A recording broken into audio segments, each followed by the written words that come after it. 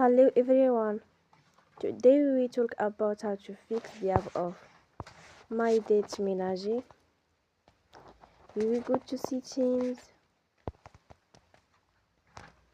then we click on apps. After that you will search the app My Date Ménager and then we click. Then you will on for stop. After that you will go to storage. Then we click on clear cache.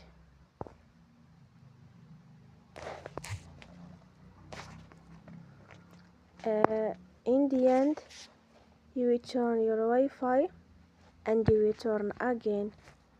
Don't forget to support us by like and subscribe. See you next time and thank you